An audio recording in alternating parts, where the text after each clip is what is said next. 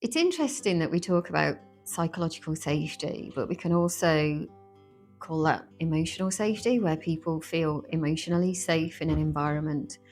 And I think when we talk about stress, we need to perhaps consider what stress itself means, because we use the word stress when we don't often mean stress. Sometimes we mean something else. And sometimes what we're talking about is pressure, the pressure that people are under.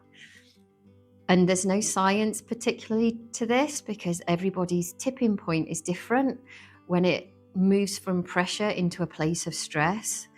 And stress is really unhealthy, but pressure for some people can actually be a very healthy space to occupy because it drives them and it motivates them and it gives them what they need to get things done.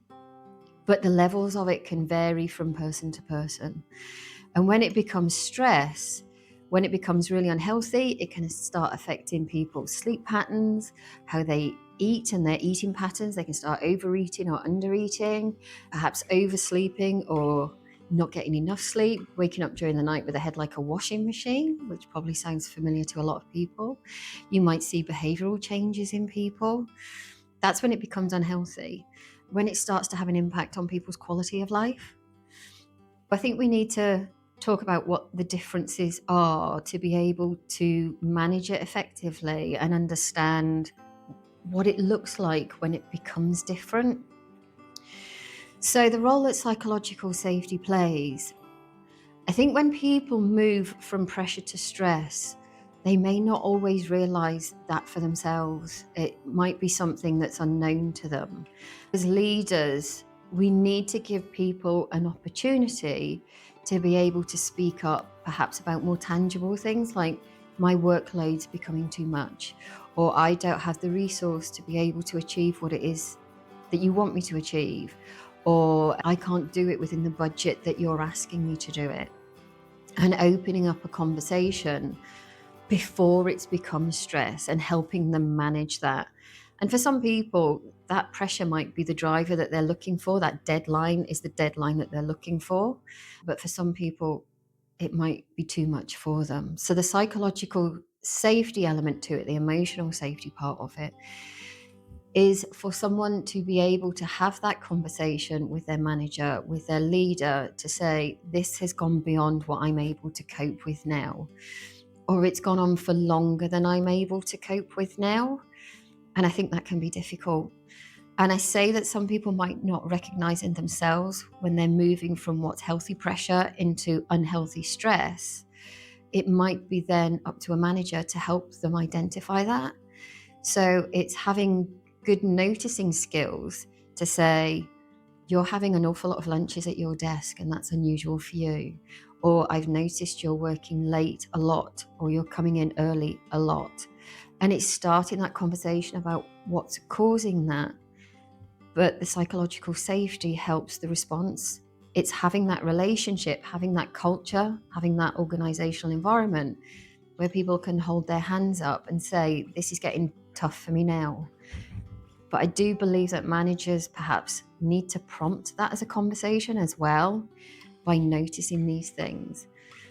And I think what's really important for managers as well is to spend time with their direct reports, certainly on a one-to-one basis, and not just get to know what work they do, but get to know them as people. Because everybody has a different tipping point, like I said. And if you don't know the person, it's difficult to establish what that tipping point is and what it looks like.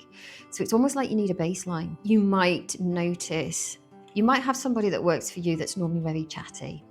They have a very healthy diet, they go to the gym, they have a very healthy social life.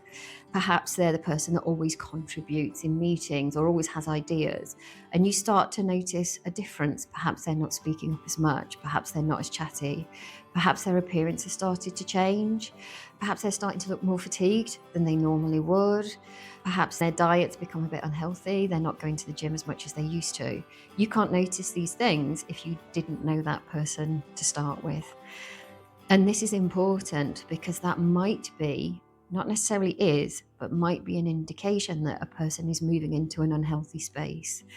And the questions then need to start to be asked, not just, are you okay? Because the stock answer to that is, yeah, I'm fine. It's like, but are you really okay? I have noticed these things, and these aren't judgments of you, but this is different. And I just want to let you know that I've noticed. But you won't get a conversation back if that person doesn't feel emotionally safe to make themselves vulnerable. Because admitting to stress or admitting to be working under more pressure than you're able to cope with, or for longer than you're able to cope with, is difficult. And one of the things that Amy Edmondson talks about, why psychological safety is important, is as human beings, we want to save face. It's about presenting a version of ourselves that we believe is acceptable to others. So it's not about failure. It's not about asking difficult or stupid questions. And psychological safety is the antidote to that. So making yourself vulnerable and appearing a failure because you can't achieve something or you can't do something, you can't have a conversation. You can't open up that conversation.